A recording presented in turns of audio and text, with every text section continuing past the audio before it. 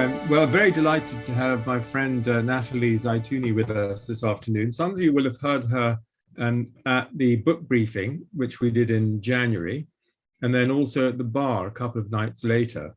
And so you will have had some, if you attended one of those meetings, you'll have a bit of an idea about what Ensoulment is. But this is a different session because it's a practical session as well as a theoretical one.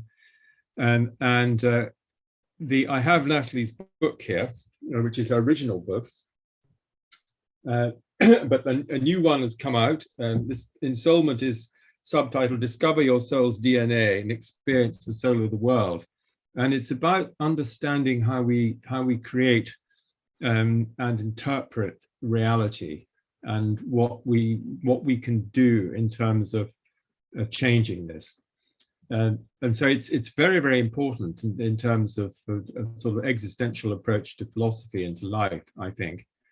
And so we're going to do a practical session on this. Natalie's background was originally corporate, but she went through a rapid transformational process, and so that she now describes herself as a reality cosmologist and consciousness architect. And interesting. So Natalie, we're all with you on the planetary transformation front. So let's see what we can do this afternoon. Thank you. Wonderful. Thank you, David. Thank you, Natalie, for this great introduction. Hello, everybody. Can you hear me well? It's all well. Very good. Great. Awesome. So I'm happy to be back. I'm happy to see similar faces, familiar faces. I will apologize because I have not been in the US or in an English-speaking country for the last 6-7 years. So I can see how I need to pick my words. You know, now Hebrew and English and Arabic and French are all intertwined. So I apologize if sometimes I sound strange. I'm hoping that you will eventually understand me well. So like David said, this meeting we have together is more experiential.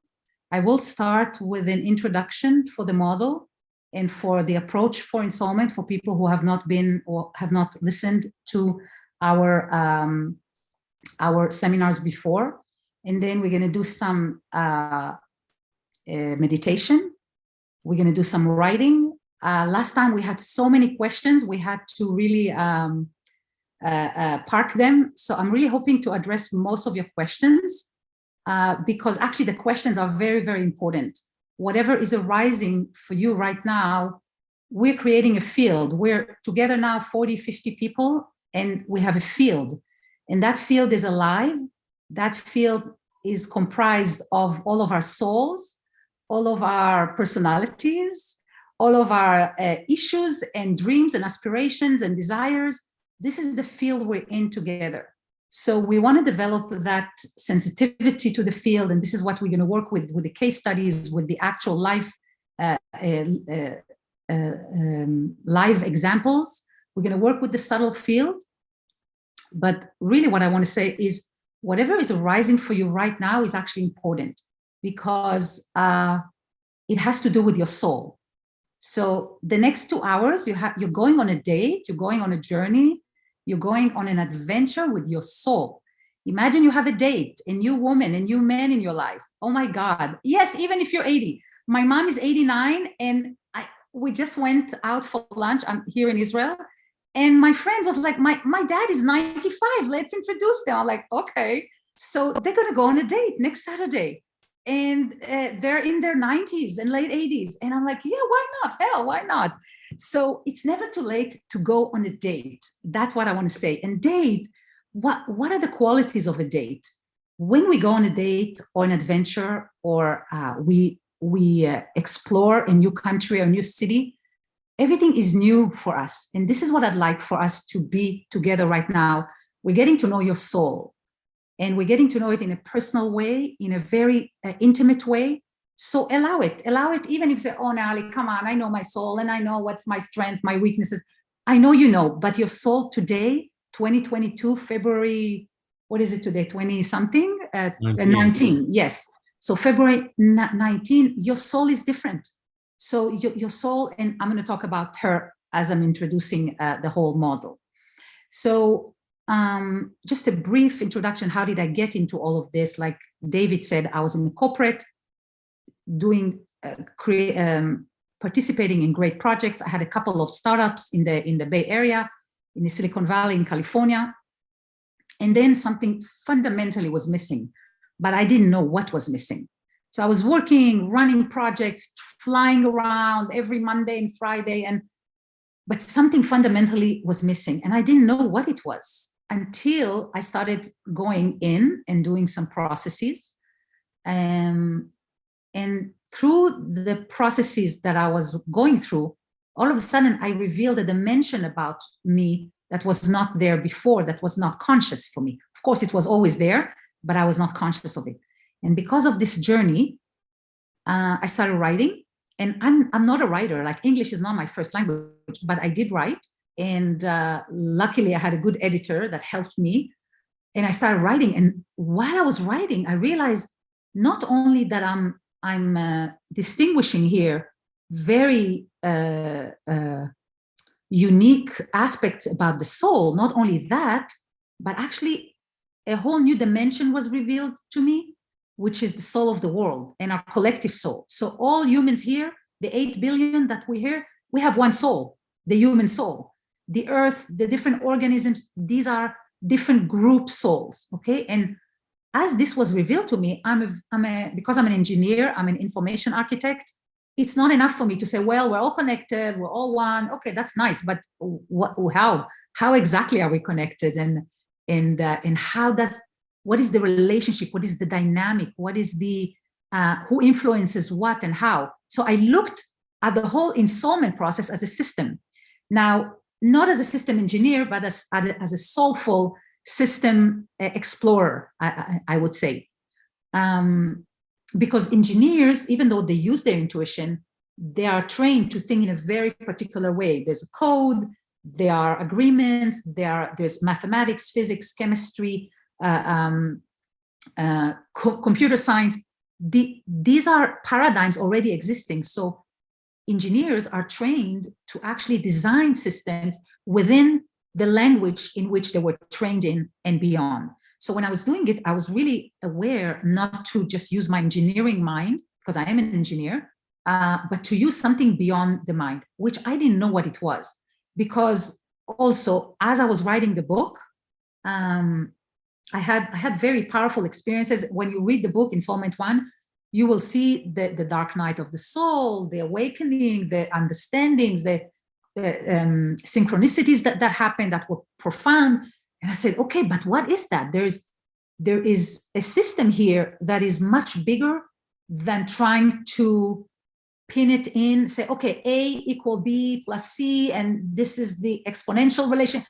I wanted to know more. And this is where I really got into the subtle realm and trying to map, I call it trying to map the unconscious, beyond what Jung was doing and beyond what creative artists do, because they also map the unconscious. So I basically was interested in all ways of knowing and trying to see how all these ways of knowing could tell me something about the conscious and the unconscious and about our reality. So that's how Ensoulment developed. And then after it was published in 2018, I received many questions, both from clients, students, and conferences.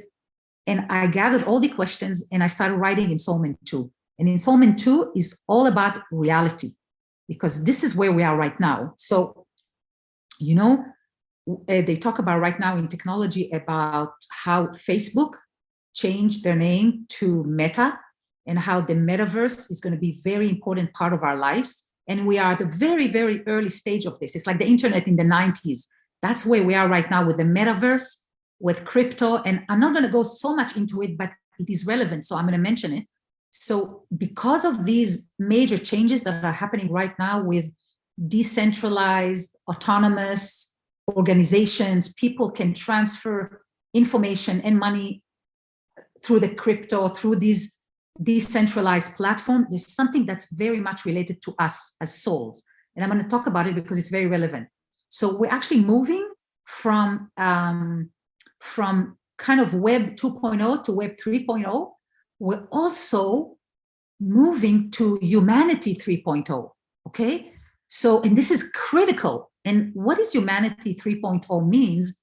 It means that there's a language which is called reality, and we have to understand personally how we create realities individually, collectively, and cosmically. So there's humanity 3.0 creating realities, and my curiosity and my exploration and all my research is done to understand the mechanism, the processes, and the algorithms, if we can say that, that inform reality, okay? And it's very important, even if you're 90, even if my mom is 90, it's important for her to understand how she creates her reality so she can actually become a part of the creation and not just a follower, a part of some other person's reality or other government reality and so forth. So it's a very, very important time. I also talked with David about it because we were working on a project called the Reality Platform. We can talk about it later, maybe in a different conversation, but when we want to understand reality, because each one of us has a different language and a different angle on reality, our collective wisdom creates a level of information that is very, very, has a high quality. And we have to understand this high quality information, okay? And we were talking about, instead of having technological singularity, we want to have a human singularity, where humanity and technology is actually serving the human evolutionary soul and not vice versa. Because if we are not understanding how we create our realities, we will very easily be gobbled up like we are today. How long are we spending on the internet? So we are totally gobbled up by algorithms that pull our attention and so forth. I'm not saying that it's good or bad. Technology is here to stay. But what I'm trying to say is, when we understand how we create reality and we are moving humanity toward a humanity singularity, we have more say in the matter. We can guide the process versus being guided by it, by technology. So that's just a very, very high level intro. Now, shall I take questions, David, or shall I continue?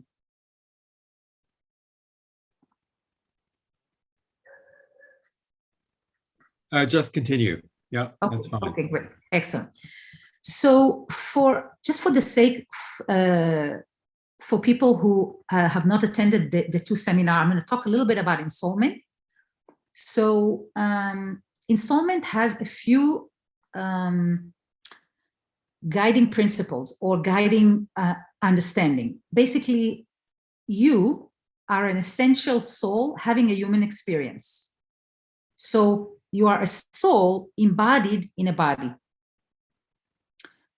All the souls are a part of a continuous fabric where I call it the soul of the world. So there's a continuous fabric, meaning from your inner to your outer, from your personal to the family to the collective, it's all continuous.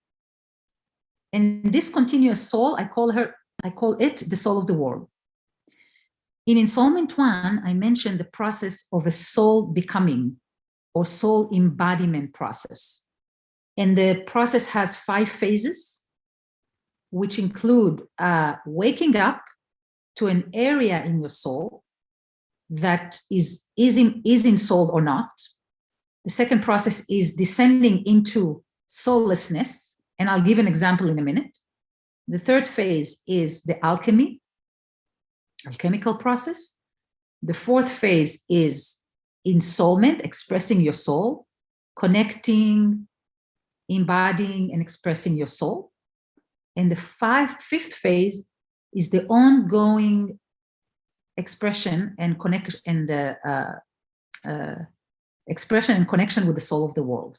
So that's the 5 phases. So awakening, soullessness, alchemy, ensoulment, which is your own personal ensoulment, and then connecting and merging with the soul of the world. Now, I gave an example in the last seminar that, let's say you want to study piano, or you want to learn to surf. You can actually go through an ensoulment process with music, with the ocean, with your partner. So ensoulment is not one, it has dimensions. And let's say my mom is just now starting to use the tablet, okay? She's 90. So she's going through her own ensoulment process with technology. I know it sounds strange, but there is a process here for embodying more and more and more of the soul and allowing her further expression, further entering into the realities we're all a part of. Okay, so we talked about what is ensoulment.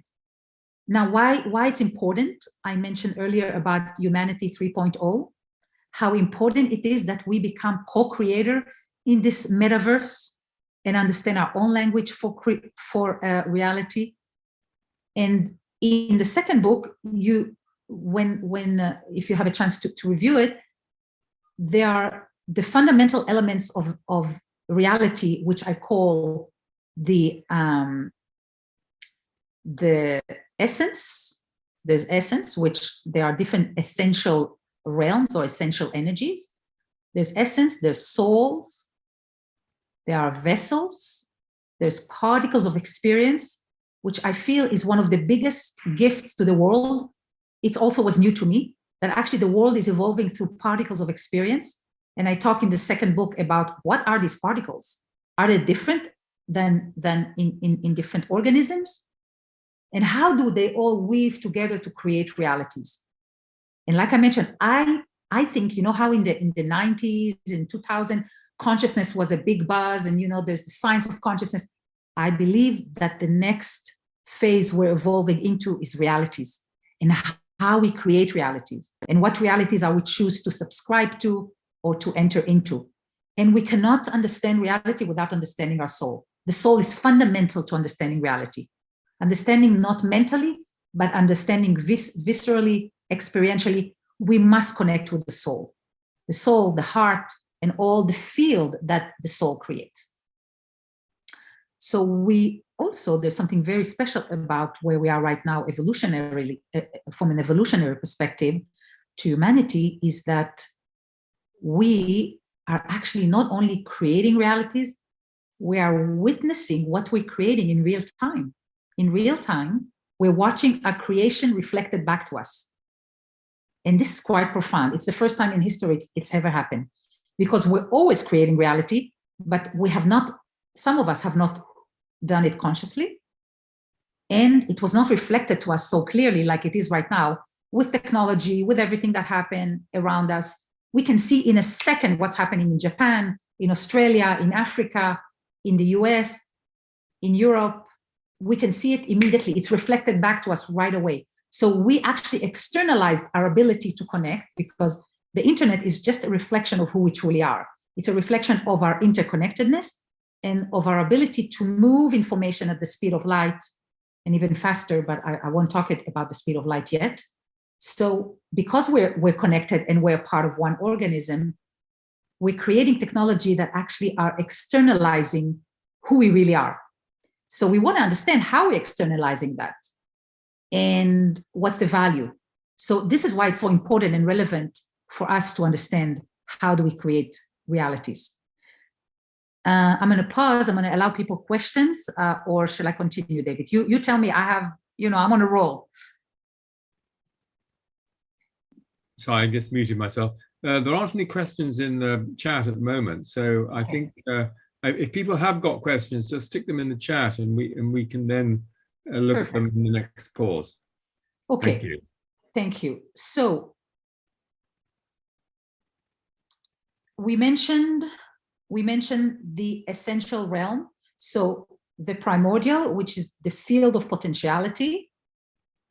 We mentioned the essential realm, the souls, the vessels, and the particles of experiences. This is the kind of domain of my inquiry right now. Okay, now, what's so interesting, because everything is all the time, it's continuously connected, the same way your body, if something happened in one area of your body, your whole body is aware. Let's say a finger or something is happening in your finger or in one area, the whole body knows, oh, my finger, this finger is affected, something is going on here, okay?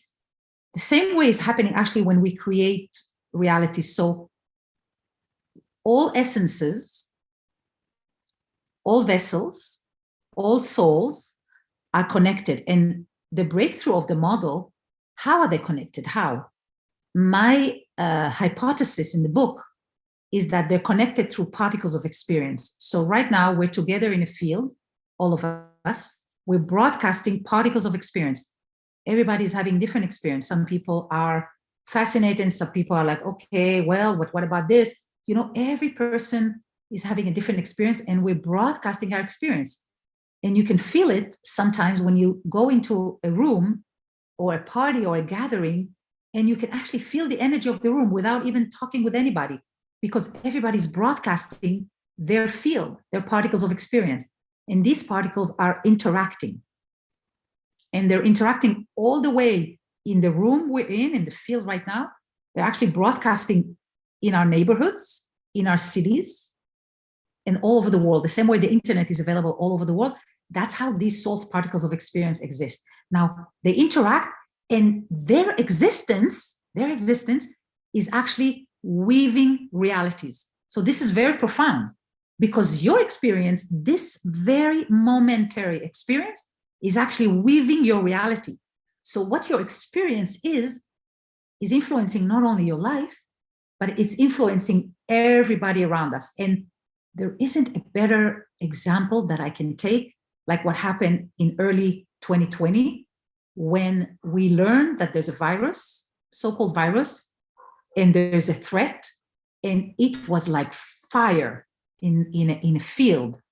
And the reason it was so, it propagated so quickly, first of all, because of technology and social media and the way the media is working right now. But what happened, one little thing happening in China or starting to happen how in Italy or wherever it was, all of a sudden, the whole world got into a vibration. So what ended up happening actually is we created a reality of tremendous fear, tremendous threat. I'm not now discussing whether it's a valid threat or not, but this entire planet very quickly created a meta collective reality where there's a threat. We should be careful. Let's start organizing things. Let's start having governance and who should do what and what borders are going to be closed. Within weeks, within days, things started to escalate so quickly. We actually created a reality and we entered into it. And then we lived in it for 2 years, and we still are actually. Okay, now, it's a very interesting social experiment to see, okay, but what happened? How come a person, okay, there's a threat. How big is the threat? Is it bigger than heart attacks? Is it bigger than strokes? Is it bigger than accidents? Is it bigger than all the other human? But we subscribed, all of us together, subscribed to a global field where we perceived this virus as a major threat. Major threat, I mean security and human rights and everything is just to protect us from this threat. Now, why is it important? Because I had many clients. So another, what I'm doing with all this body of work is not just researching and writing about it. I'm experimenting with it, with my own life, with my community life, and with the client base that I have. I have hundreds of people that I'm working with around the world throughout the years. And there was so much anxiety and so much fear and so much isolation and depression that, you know, I had actually double the amount of work that I usually have every year. Now, why am I saying this? Because what I was attempting to do when a client comes and they feel isolated, scared, threatened, powerless, what we did is we tried to create their own reality in a way that is still in contact with the global reality, but it has enough energy that you can actually live in your own reality and function pretty well while there's wildfires around you, and hopefully try to help the other manage their wildfires. So what I did with these clients that came, and I'm talking about big numbers of people, I'm not talking about 5 or 20 or 30, a big amount a large number of people that when I noticed when we were able to connect the person to their soul in a way that they created their strong reality around them, all of a sudden things started to come down. People were like, oh, okay, okay, so I'm safe, yeah, okay, so I need to do, okay. So they started creating their own reality, and they didn't get swept in the reality of the collective, which is primarily fear-based, isolation, and so forth. Not to say that they didn't respect what the collective did, but it wasn't done with such a high level of fear, anxiety, and powerlessness, okay? So it's very different. So we actually, so if I can say it in 3 words, the 3 aspects that we worked on is connecting the person to their soul, to their innermost essence, to their highest vibration, allowing them to weave a reality that feels right for them, and then broadcasting it and negotiating with the realities around them, with the collective reality, okay? So these are the 3 steps that we did, and they are incredible transformation that happened within these 2 years. And so that's about creating realities. Now, when we talked about vessels, particles of experience, the soul of the world, our souls, there's something called personality or ego. One thing that we will experiment today is distinguishing between the soul and the personality. They're pretty much intertwined, the same way your brain is intertwined with your emotional system, with your sensory system. They're intertwined, but there's a way to distinguish them. We're going to create that distinction, because it's very important every day, every decision, every conversation. Who is actually having the conversation? Is it the soul? Is it the personality? Is it 60% soul, 40% personality? And you will feel it. The more you get to know your soul, you will feel who's actually in the forefront of your reality. So that's another thing I talk about in Ensoulment too. When we make the distinctions of our soul, our vessel, our field, we start actually distinguishing who is coming to the forefront and who is in the background, who is in the conscious and the unconscious. And you literally start noticing this entire subtle field. It's fascinating. Another aspect I distinguish in Ensoulment is essence versus programs. So essence is an arising that is in the here and now. Like right now, our field together, we're creating this essential field. We also have programs. Programs are already habitual response to words, habitual response to feelings, habitual response.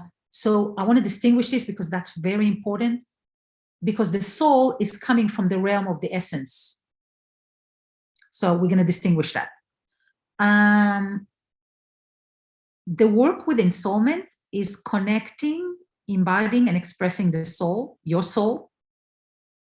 And the more you are aligned with your soul frequency, her consciousness, the energy, you will get a sense for your field, and you will feel as a result of it much more empowered and much more able to transform, to create things you want to create, and to heal things that are imbalanced in your system. Okay, so Ensoulment is a cosmology and it's a psychology. The significance of the cosmology and the psychology is it helps you decipher your personal cosmological narrative. So my narrative is not necessarily your narrative. You may have a different narrative, but understanding how you create your reality is very, very important to this next decade that we're evolving into. So in the last part of this seminar today, we are going to read the field of the soul, to regulate it, modulate it. I'm going to pause here. I'm going to allow some questions, and then I'm going to share a little bit the model through share screen, and then we'll go into meditation. So I'm welcoming any question, anything that comes to you. I know it's a lot of information in 30 minutes, so thank you for being with me. Yeah, I'm just seeing if anybody would like to put a question in the chat or put your hand up.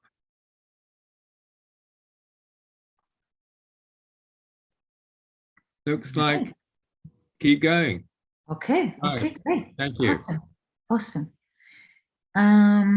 So I'm going to share screen right now. This is the model. I'm just going to, can you see it? Yes. Okay. Good. So now here, if any questions arise, please, I know I'm going very fast. So if I also need to slow down, please ask me anything. So the model I'm going to introduce here is also, it's a result of about 2 years of inquiry, of cross-validation with quantum physics, with neuroscience, with psychological, philosophical ways of knowing. So there's a lot here, but I'm going to try to move through it. Let me see. Okay, what's going on here? Let's see. Okay. So this is Ensoulment 1. This this wave here, this is something as close as I could articulate the soul of the world. So I'm talking about the upper left image. We're going to have it maybe bigger later, but the upper left corner, this is the soul of the world.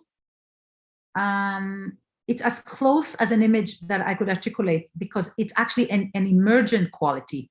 And this takes us to what's happening in every soul particles of experience. This is the second image at the top. Every soul particle of experience is actually, it's emerging, it's arising, it's letting all the realms know what's going on with you, and it's receding to the background. I'm going to talk about it in a minute. So these are the images that are the closest to the behavior of a soul particle of experience and of our emergent field in every moment. Okay. Now in Ensoulment 1, I know it's maybe a little bit small. Let me see. Yeah, it's too small. Okay. So in Ensoulment 1, I talk about the 12 essences. The 12 essences include light and darkness, the feminine and the masculine aspects of the universe, which is the mother and the father, frequency, which is vibration and energy. These are essences. And essences mean that these differentiated from the primordial field very, very early on. Early on, meaning very close to the arising of the first ripple out of the primordial field. So these are the essences. Love and consciousness are essences. Beauty and technology now is becoming an essence because of the very, very widely used aspect in this realm. This is all about this realm, this dimension. There are many other cosmoses, many other dimensions. And then time and space, and darkness as the absence of light is also an essence. Okay. Now, I don't want to go too much because it may be too many details, but basically what I'm describing here is that we have these realms, the primordial, the essential, the soulful, the vessel, and the particles of experience. And the particles of experience is what's weaving everything together. Okay. So this is on a very, very high level, the model. And how I'm testing the model primarily, I'm testing it through the counseling and the healing session that I've been giving for the last over 10 years, using these approaches. David, if there's any questions, because I'm here on a full screen, so if anybody wants to ask questions while we're going, please do. I think we should just keep going. I know there are some people who are really looking forward to the experiential part. Yeah, okay, exactly. Great. Okay, so we're talking about vessels, particles of experience, soul of the world, reality. the essence says how they're all related to each other, how they create landscape of reality, how they communicate with each other, and how do they aggregate into realms and dimension. So, okay, so I'm going to go here. So we are all a part of the soul of the world, and everything that we are experiencing right now, this very moment, every vessel has an impact on reality. And we saw what happened in 2020, how very, very quickly the reality shifted very, very fast. Every reality has a forefront, a background, a conscious and an unconscious. This is what is a particle of experience, which is your unique, momentary experience of what does it mean for you to exist, to experience right now. So this is a particle of experience. Every particle has dimensions, has qualities. Now, what's so interesting is that, you know, maybe right now, ensoulment is in the forefront conscious aspect of your reality, because we're together and all of your field is directed. But at some point, this will go to the background. And at some point, it's going to be, yeah, sometimes in 2022, I remember that lady, that this. So there's a movement all the time of realities. Particles of experience relate to each other all the time. So you and I and all of us are actually relating and are broadcasting our field to each other. Okay, so we're literally creating ripples in our field right now. We're creating sensorium. Sensorium is how the vessel experiences and creates further realities. Perspective is the boundary of your experience.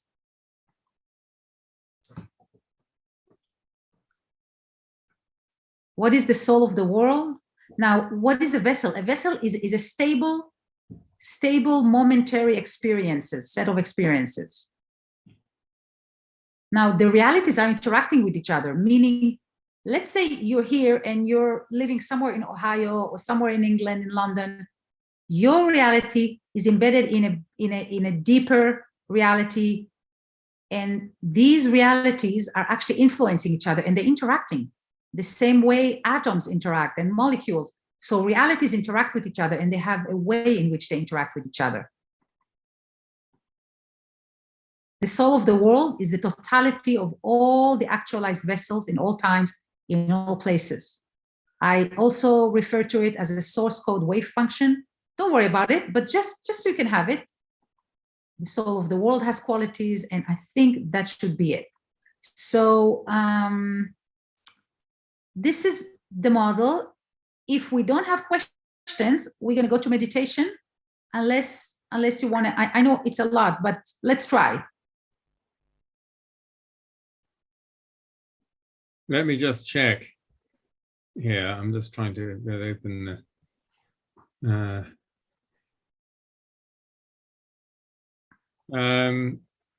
someone's asking, how did you receive or come to these models or images? Is the Kabbalah part of your inspiration? Okay. So even though I'm Jewish, I identify myself as a universal being, an earth being. So I grew up so I'm going to the second question first. So Kabbalah is also an esoteric, very high mystical body of knowledge. I'm not related to it. I'm not religious in any way, shape, or form. But I'm very spiritual, and I'll explain later what's my difference. But also growing up in the area for 20 years, maybe, okay, so let me answer that. Maybe Kabbalah is a part of my unconscious background, but it's not conscious. It's not consciously, it's not like I took the tree of life from Kabbalah and the power it has and used it as my platform. How did I receive it? Remember, I told you earlier, I shared that I had like a dark night of the soul, and I talk about it in Ensoulment 1. During this time, I was really, I felt pretty much disconnected from the way I was living my life.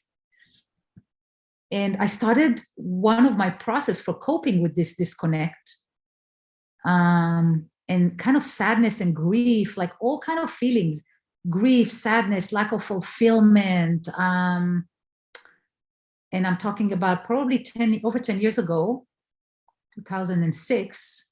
Part of the way I was coping with it is through meditation, through writing. I would just journal, because I was kind of ashamed to share with my friends, because I was a pretty I would say successful businesswoman. So all of a sudden to tell my friends that I'm having existential questions, who is Natalie? What is she doing? I was kind of shy. I was shy about it. And so the only friend I had, the real friend that I could really go in, was the paper. And I started writing. And through the writing,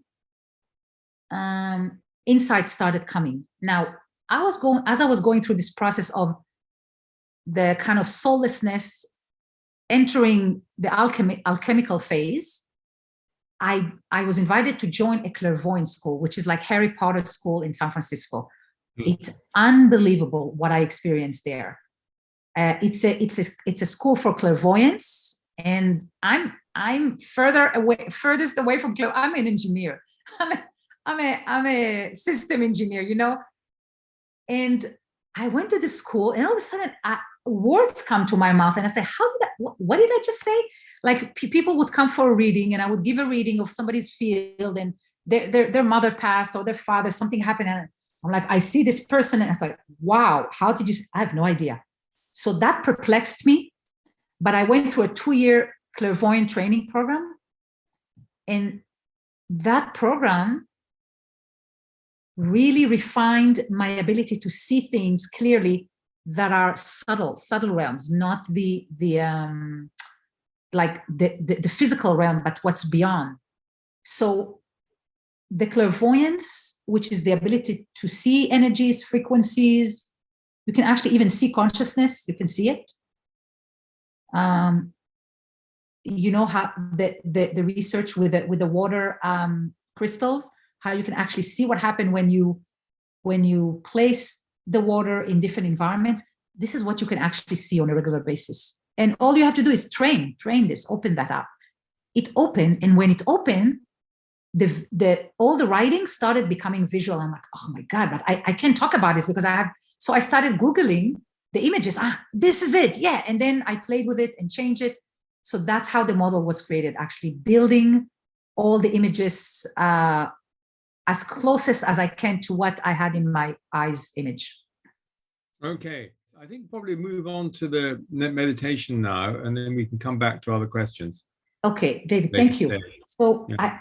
I loved what Gwyneth said, and a part of our work is to refine the vessel, the field, the vessel field, to refine it. And what does refining mean? Refining mean getting to the music that feels right for you. It's like, yeah, that's the tune. Yeah, that's it. So because it's not a mechanical process. There's some mechanics to it, but it's not mechanical, okay? So there is this ability to, first of all, connect with the vessel, that you're a violinist and not a pianist, or not a swimmer, or a computer scientist. That's very important, because computer scientists also, that's their vessel, okay? And you can be brilliant in programming. And I mean, I know beautiful code. And when you write good code that is efficient, that is effective, that is elegant, it's like a piece of music, okay? So we're not only talking about the arts that are, because I think we had this question last time, we're not only talking about the arts that are the ones that allow a person to ensoul or to express their soul. You can create a piece of art from anything. If you're a car builder, or if you're so any domain. And what we're going to try to do in the meditation in a couple of minutes is to actually get in tune with that soul frequency, get in tune with that vessel, and further the expression, which is the music you create, further the expression of your own soul in harmony with the collective, because we're all in together right here. I mean, we're 8 billion people on this little planet in space, you know, with billions of other galaxies and planets. I mean, it's so unique that we're together. So how are we playing the music, our own tone, with the collective, and then with the cosmic, which is incredible once we get in tune with the cosmic. Okay, because the cosmos itself has a personality, has a soul, has a way of being, has a mood. So it's beautiful. It's a beautiful journey. Okay, so now what we're going to do, thank you, David, we're going to go into meditation. So what I'd like to suggest is that you mute your phone, and the name of the clairvoyant school, it's called Psychic Horizons in San Francisco. Excellent school, excellent. They've been around for 40 years. Amazing school. Amazing miracles happen there. So what I'd like to ask now, we're going to go into a meditation. It can be very deep if you allow yourself. So mute your phone. Set up a place that you can sit comfortably. If you're too tired, you can lay down, but you may fall asleep. But let's try to just sit comfortably and very gently close your eyes. Let's take together a few slow, deep breaths.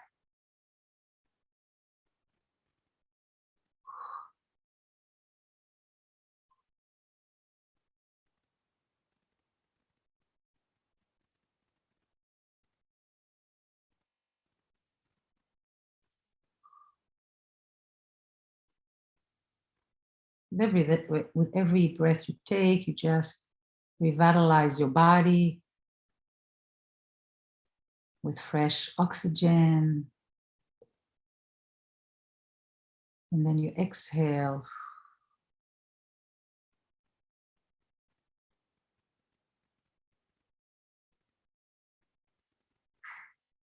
Great.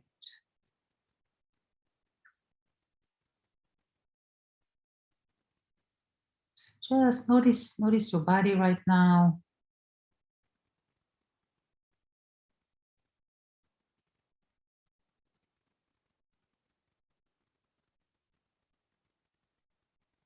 Notice your thoughts.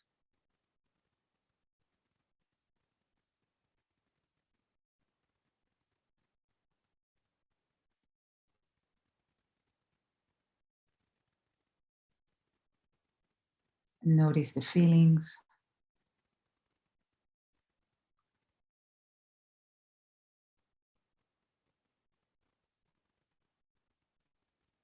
Just notice how everything is arising.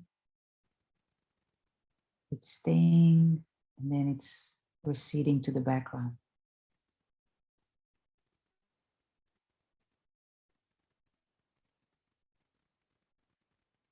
What a great feel. I can feel all of you. I can feel all of us.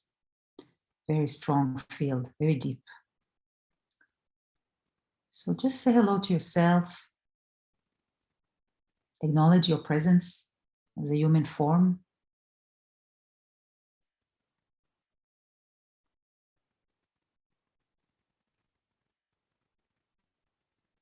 And from the base of your spine, drop your root to the earth. It's an energetic root. You drop it all the way in, and it goes in all directions inside the earth.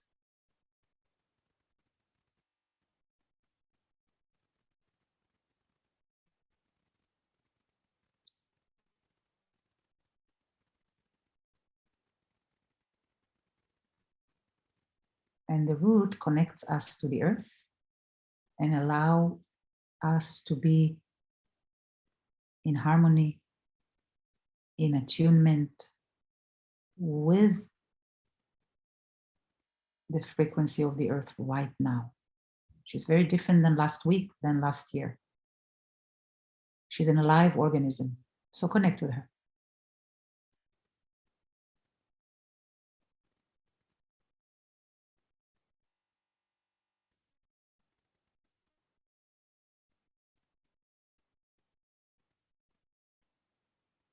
Now, along your spine, there are centers of consciousness. Turn them on. However, whatever way you know how to turn them on, turn all the lights on along your spine. The chakras, these are spinning wheels, centers of consciousness. Turn them on like you turn the lights on.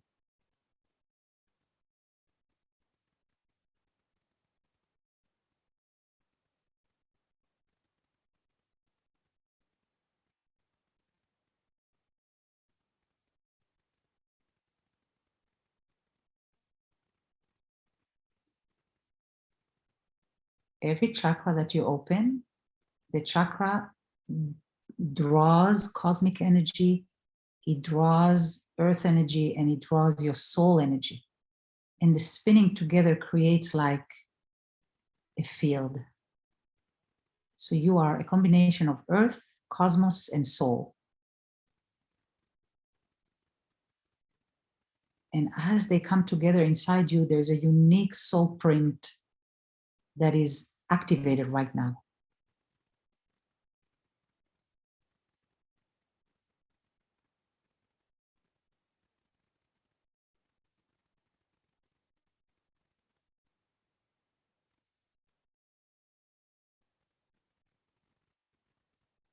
Try to see or sense or have a sense for the colors that are starting to turn on in your body. Color is life.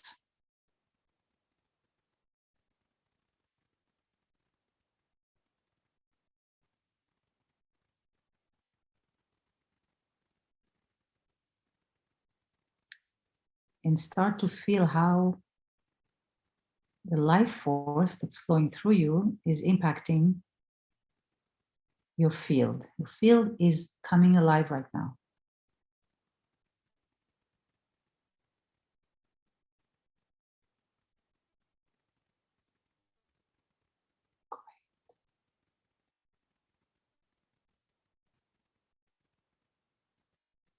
So now imagine you are that field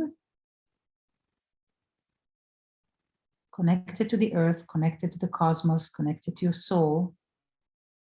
And the field, that meeting place between the cosmos and the earth and the soul creates you in this form. You have a very unique field. Get a sense for your field and for its boundaries.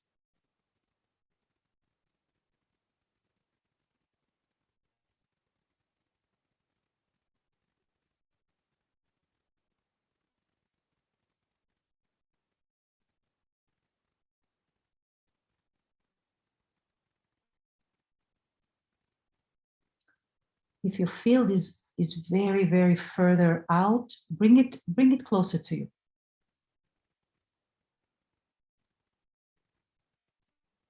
If it's too tight on you, let it take more space. So it's almost like an arm length field all around you. This is the radius. And this is your own creative field.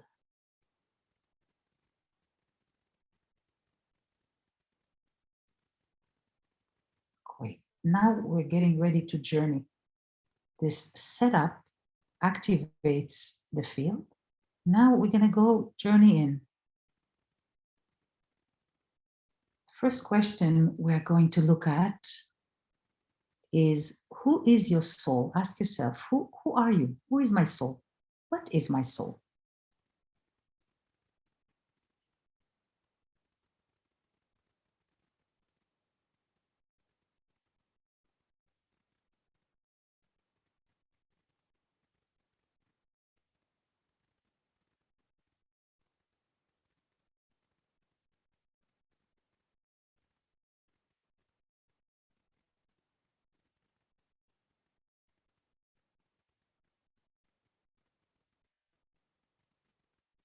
What does my soul feel like?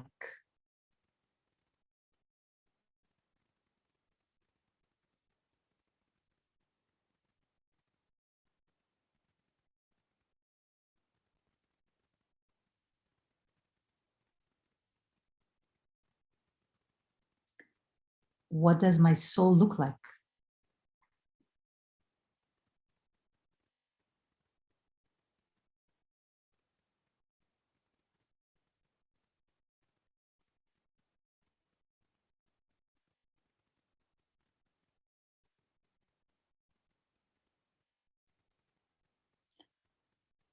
How can you connect with your soul?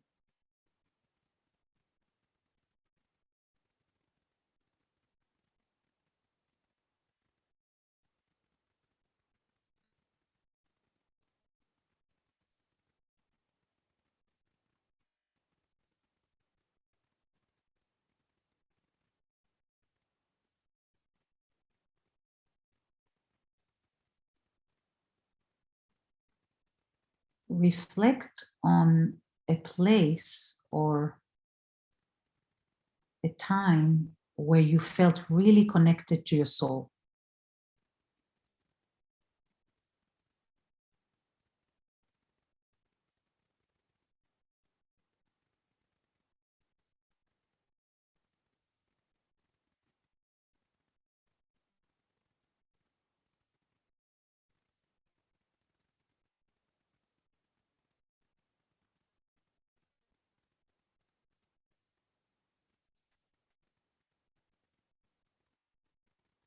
What kind of people make it easier for you to connect with your soul?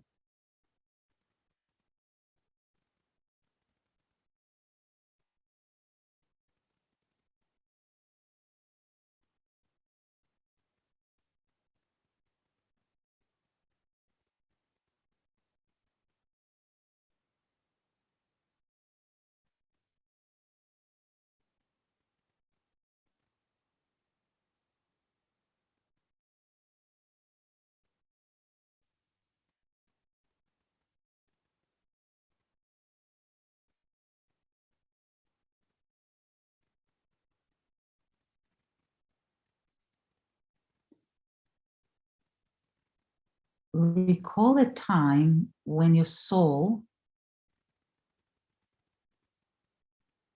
has been expressed.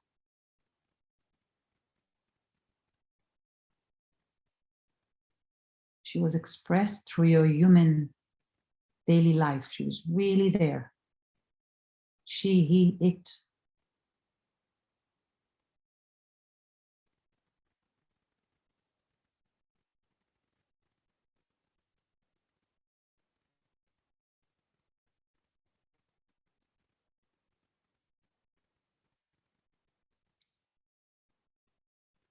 Now recall a time when she was suppressed, when she's not there at all, almost not there. Recall a time when you're in a whole nother space, when the soul is not present almost. What was that about?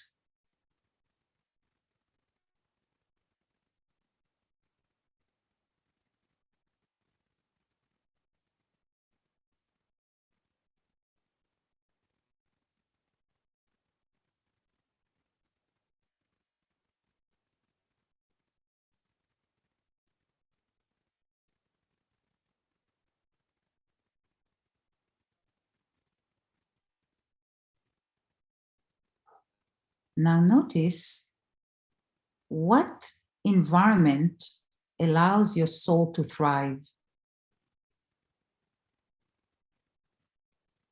to be present, to be expressed, to be vital, creative, connected. What environment, what conditions?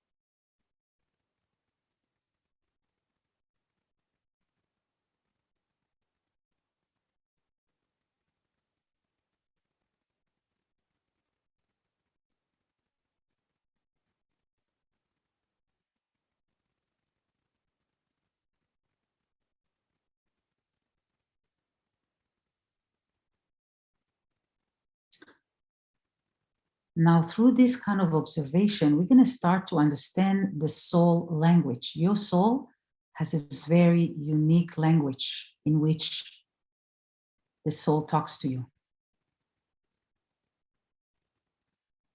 So first we say hello, then we start communicating with the soul, just like that.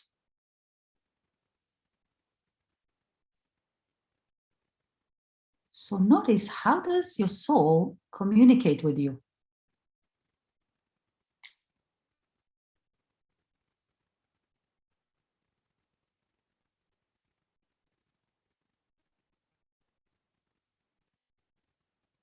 What's her language?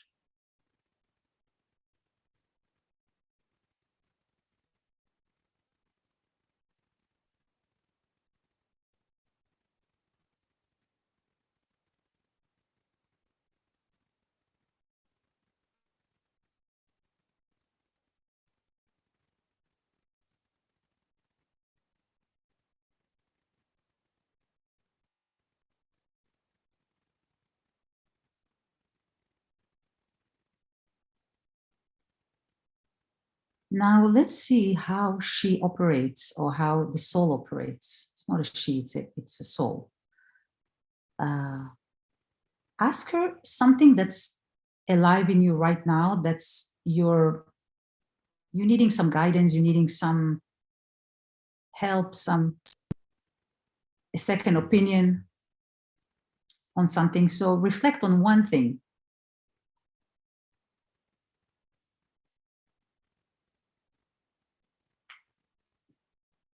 That you would like to have more insights, more guidance. One thing, one topic, one event, one area in your life. Now have a conversation with your soul. She will have a different voice. The soul will have a different voice. It will have a different tone. It will have a different way of communicating. Ask your soul a question about that area.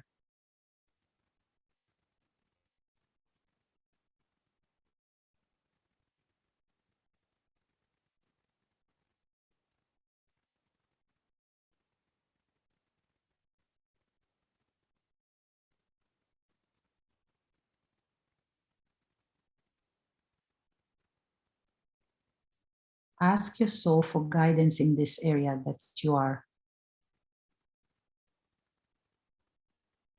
looking at.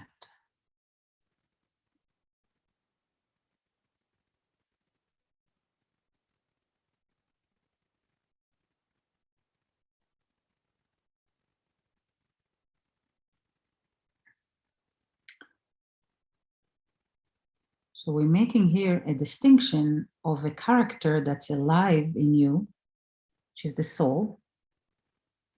And now the soul will communicate with your personality, with your preconditioned field. Now see, how can the soul and your personality address this challenge or this area in your life you were looking at together? How can the soul help, and how can the personality help in this area? Just ask.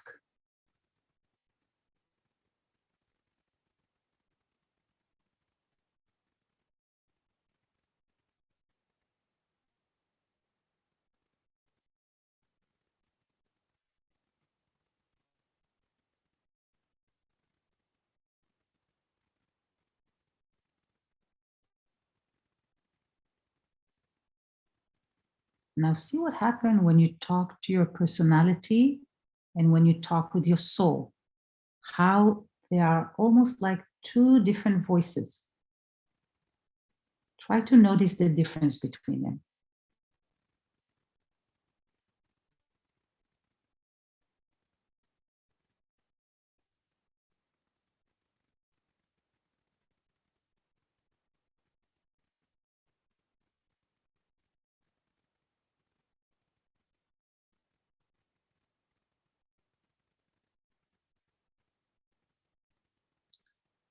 Now, in the upcoming days, as it relates to this question or challenge you have, allow the soul and the personality to work together, literally hand in hand. So the way you do it, you just established a contact between them. I do it all the time when I'm challenged with things. I bring my soul in, I bring her to the forefront of my reality, and then I talk with my soul, with my ego, with my personality. And then I ask for guidance, and I try to do the guidance. Sometimes it's hard for me. The soul always tells me to trust that person, trust that thing. And sometimes my personality cannot trust it. She's too traumatized. So I work with calming the personality so they can work together, the soul and the personality. So now try to see in the next few days, could they work together, the soul and the personality and the human aspect of you, to work together toward that area, to resolve it for the highest good.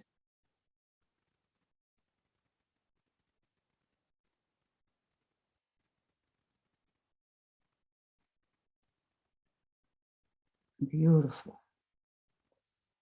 Now, we're gonna, since we all talked with our soul today, I want to presence the soul.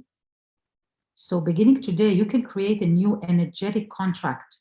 The same way you have contracts or agreements with people. Everywhere we have agreements, actually. The whole world is based on agreements. So now you're creating a new agreement with your soul. So today is February 19, Earth time, 2022. Create a new contract with your soul. Who is creating the contract? Your human field, creating a contract with your soul. So create a new contract, and you can decide what kind of contract you want to create, what elements you want to have there. So you can decide what new contract.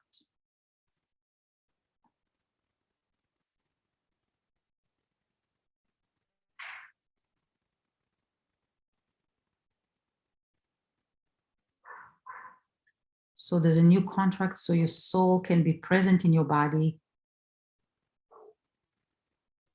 and have more influence in your day-to-day life. Your innermost essence, your unique essence. There's nobody like you in all universes. So we're creating a new contract, a new agreement for your highest good. So you're signing it, the soul is signing it, you're dating it. You put it in a bubble of light, bubble, and you release the contract. Beautiful. Now, very gently, we're going to complete this meditation with a color of your choice, a color or a vibration of your choice. It can be a sound, it can be a color, but bring this color and fill up your whole field with this color. A color is a life force energy that can strengthen you. And whatever your field is inclined to have a color, bring it in. Fill up your whole body with this color. This is very healing, very healing. Great. This goes all the way down to your feet. Wonderful. Now, very gently, when you're ready, you can come back.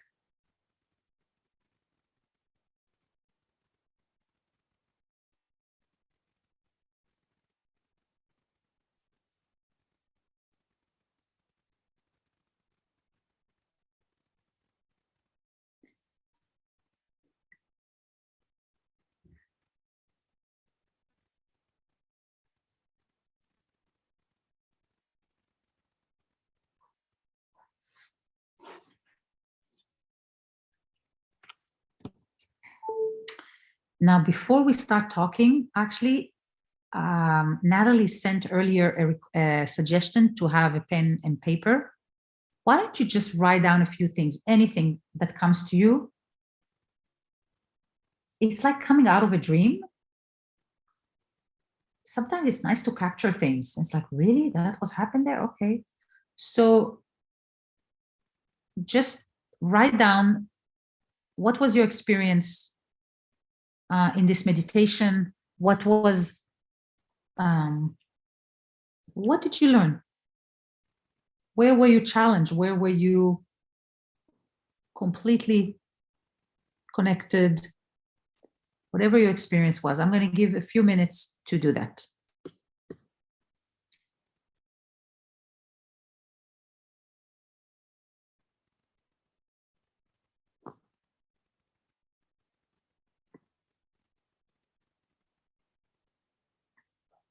Who is your soul? What does your soul feel like? Look like? What encourages connection? What inhibits connection with your soul? Just stream of consciousness. And you can even talk directly with your soul through writing. Ask her questions, anything that comes as a result of this channel that opened.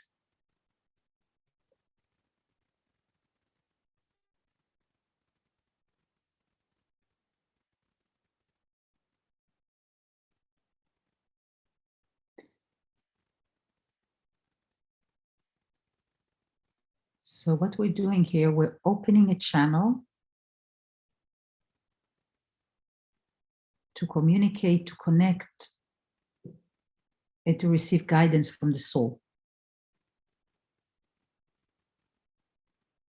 The more you connect with your soul, ongoingly on a regular basis, the more the soul becomes very present in the decisions you make, in the choices. It's very distinct, the human vessel versus the soul.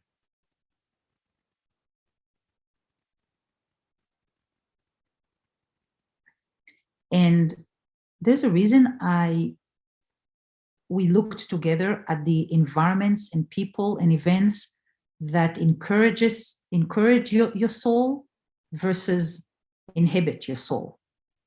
For example, environments that are very fearful, they inhibit soul. Because you know what happened to our field when we're scared or anxious? The whole field, what's the opposite of expanding? Shrinking, gets tight and small. Yeah. And that's it's a vibration that the soul, rarely do you see soul energy, soul frequency. Now I've dealt with soul for 15 years. Rarely do I see soul present in fearful vibration. So fear is a very, very important program that we have to know how to work with. Anxieties, fear, concerns, speculation, what may go wrong, because every time we think about something, we're actually creating it in our reality, in our field. Registered. So every thought we have, it's registering. I saw you, David, in a minute. Every thought we have, every sensation, every impulse, it's all in the field, okay? Now, our game here, or our mastery, comes from directing the field, not directing it like something controlling, but directing it like a dance, like a musician, like a conductor of an orchestra. And the more you start conducting it, your human aspect, which is just an aspect of you, it's just an aspect of us. The human aspect starts to serve, to receive guidance from the soul. And then it's absolutely delicious life, no matter where you are. Because the soul is your highest frequency you can embody in this form. So the game here, or the dance, the music, is to distinguish the voices that are arising, and then okay, what does the soul say? What does the soul say? Okay, yeah, yeah, okay. And then for the human aspect to actually do it, because let's say your soul says to you, you got to come out and do this, but you're not. What can she do? What can the soul do? So there's a collaborative orchestra that happens between the soul and all the aspects of your field with the guidance of your soul. And when this happens, you start learning and deciphering the language of the soul, because the soul talks differently to every person. Some people hear music. Some people remember their parents, their deceased parents. Some people, every time they need to do something, it's really a code that is revealed the more we listen and we are interacting with the soul. The code is revealed. It's unbelievable. And when the code is revealed, and you're like, okay, my soul says this, but I'm like, I don't want to do it. No, I can't. I'm tired. Oh, I don't mind. Da, da, da. When you start working with the human aspect of you and see what happens when you take the guidance of the soul, then the soul perspective reveals itself. So the soul has a language, it has a frequency, it has a consciousness, it has a field. And the more you're going on a date with the soul, it will reveal to you your own cosmology. Your own cosmology can be music, can be parenting, can be grandparenting. That's your cosmology. How to raise humans as a grandparent. So the cosmology is your worldview embodied. And it's a process of exploration and revealing and, this is what it means. Okay. Now, what happens when we are connected to our soul, connected to the cosmology and the language the soul brings? Then we start sharing it. It's very painful not to share somebody's soul. Very painful. First, it starts with depression. Then it starts with suicide thoughts. Then it starts with life is nothing, I'm just going to live. Then there's some physical ailment. It's very painful not to express and to embody the soul. On the other hand, just take one step every day. Huge shift in experiencing of the reality. So I believe right now humanity is going through a soullessness of sorts, and I'm hoping, I'm intending that we're going to move as humanity to the alchemy process, which started to happen the last few years, the alchemical process of ensoulment as a collective. And the next step is the actual ensoulment of humanity, the actual singularity of humanity, of the greatness that we are. But it's a collective process where all of us are contributing to it, and all the systems we create. So see, because technology also became an essence, just recently, it's an essence, we want to create systems that are ensouled systems, not vice versa. So there's a process for that. Ensouled governments, ensouled cities, ensouled relationships. So I'm going to pause here. I'm going to let questions.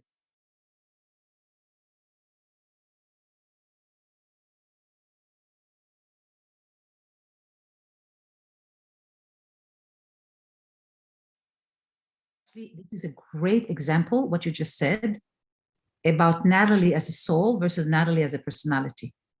So when I teach or when I speak right now, there's a part of me that really wants, so there's an essence that really wants to give you all that I got, but there's also a form in which I do it and the words, and maybe I think I need, so there's this dance between how I speak as a soul and how I speak as a personality. And when I speak fast and when I speak like da da da da da da da da, that's a lot of my personality. How about if I can slow down and maybe speak less, maybe say less words? What may happen there? What happens if I breathe in between?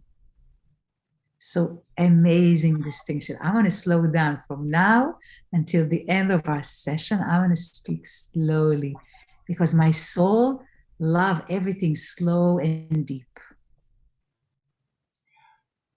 I'm going to try. I can't promise, but I'm going to try, David. David, do we have more questions? Tovi. No, maybe Tuvi. So thank you, Natalie. Okay. Shalom. Shalom, and thank you very much. I really enjoy it. I was too busy and missed the previous session that you had. So for me, the first time that I really see you and hear you. I read about you before. I also send you a link in, okay? And I really enjoy it, okay? I can tell you, I'm very much in this journey for many years. I'm in the SMN, practically in the SMN in some way. We've got also the two journeys at the same time in the SMN as organization. Because I read that you got also consciousness organizations, not just about person. So the SMN is also the two roles that you described. One is a personality who try to be very careful because we want to be sure that we show the truth, and we don't want the scientists will criticize us, okay? On the other hand, there is the soul of the SMN, which is really something you describe, which really understand and feel there is something deeper than reality. And you try to create this bridge between them. This is just to let you know that it's not just personal, it's for organization, it's very similar. And I myself also have got the two things, okay? Because I try to create the bridge between the two things. You from one way, I feel that you move from the technology, the IT, to more the spiritual world, okay? I try to create again bridge between the two, and it's not easy. Because if on the one hand I work with the National Health Service, with doctors and psychologists who don't understand this, if I too much express this, they think, no, you don't have credibility to do the other things. So we have to find this balance.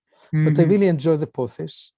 I must tell you that during the meditations, one of the things that I suggest next time, all the questions, I try also to write all the questions that I can do it later when I've got time. Yeah. So because I'm writing, it's the left hemisphere, and then I don't have time to go deeper because I know the process, okay? Yeah. So I recommend that next time you give all the questions and tell people, don't write anything, just do it, because otherwise you cannot do the two things simultaneously. This is the only thing that says I cannot go deeper when sometimes to write and remember it for the next time. But yes. I think the process is very nice.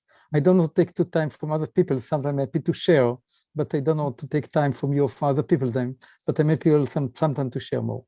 I would love to. Thank you. I would love to. Thank you. Thanks, Tuvi. Wow, great. Creativity is a process that I'm going to try to speak slowly because I promised to David I can't. I hope I'm going to do it. So creativity is a process inherent in the emergent, arising universe.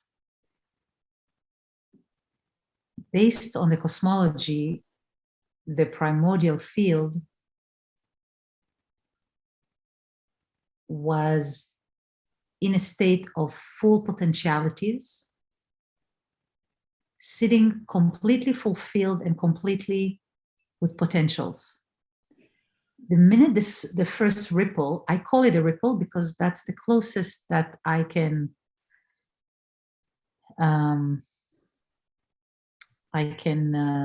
imagine it to be. That first ripple, the fact that it emerged out of this field of potentiality and moved into some kind of an actuality is a very, very creative, radical act. Very. And this first ripple or this first movement into the actualization of the potentialities that exist birthed all the essences. It birthed love and consciousness and vibration and darkness and the feminine and the masculine. And so these waves are actually extremely creative. They're creative, not because I want to be an artist, I want to be, because it's a part of the essences. It's a part of the nature of the essence to explore what could it become from all these potentialities. It's like having a child or a grandchild. You look at them, it's like, wow, what will become of them? It's so exciting. So the creative impulse is a very, very, very fundamental principle in the universe, in the actualized universe, because all universes are actualized. Now, actualization, it's an ongoing process of actualizing. Now, because it's such an inherent essential quality, the soul is very creative, because the soul is made out of a combination of essences. And what happened, the more you are aligned with creativity, just allow creativity an outlet, a vessel, a way, a shape, a form to express, the more ensouled you are.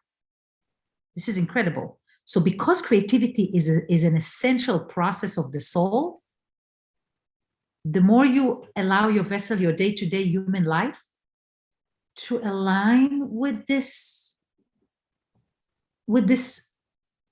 creative impulse in any way. And the more you actually notice your creativity, I notice my creativity. What happened after a yoga class? What happened after I'm in nature? What happened after I meet that person? What happened after I learned something new? Poof, my brain starts to fire. Oh, this and this, and crypto and Bitcoin and Ensoulment, and we'll do this. I'm like, okay, wow. So, so the creative process is an inherent essential process of the soul. And the more you engage and give the soul outlets, because look, the soul is dying to express and to grow and to expand and to bring more of the actualization of the essences into your life. It's dying to do it. But in order for the soul to really do it, you got to give her outlet. If you're a writer, you got to write. If you're an editor, you got to edit. If you're a scientist, you got to do science. You got to give her outlets. I say hair all the time, but really it's the soul. It's agender. In the first book, it was very, very much a her, but in the second book, the soul is non-gender. So to answer your question, creativity is critical, and we are all naturally creative. It's not like we have to go somewhere to learn a course to be creative. We're inherently creative, though what our personality need to do is to, when you have an impulse to paint, to write something, to do something, the personality has to say, okay, I'm going to do that. I don't feel like it, but okay, you got to go and stand in front of the canvas of your life. If the personality doesn't do it, then all the creativity of the world, imagine the big artists, like David's grandfather, Einstein, they're artists, they're absolutely artists. But what if they wouldn't have listened to this impulse? What a shame. What a shame. Not only for them, but for the whole universe. So creativity is inherent, and the more you are aligned with creativity, the more ensouled you feel, and then you further the presence of your soul in more and more and more dimensions. That's how she expands, actually. Now, I will say one last sentence about essences in general. The reason we are so ecstatic and like basking in the beauty, like fascinating, David, fascinating topic on Wednesday, beauty, aesthetics, harmony. The reason it feels so good, it's because these are aspects of the soul. Beauty is an aspect of the soul. Harmony is an aspect of the soul. It doesn't mean that chaos could not be ensouled, but even chaos has some kind of an order within it. Okay, so the more we are able to be in nature, be in places that are already in soul, qualities like beauty, like sunset, like loved one, like, you know, when somebody validates the good things about you, Emer, it feels good because this is who you truly are. So creativity is one of them. Yeah. Thank you for this beautiful question. Thank you. Wonderful. Wonderful. Thank you so much, Natalie. Thank you. And thank you, everyone, for being part of this field. I think it's been a very powerful time together. Thank you, Natalie SMN Mears, for holding the fort and keeping us on track. And I love the idea of soaking, that we can all soak in our own wisdom. Yes. I'm going to try that one. So I need to go out to dinner, and we've all got, you know, the rest of the evening to spend with our family and friends. And so thank you so much again. And Natalie, we'll be in touch. Thank you so much, everybody. Have a good night. Good morning. Thank you. Bye. Thank you. Thank you.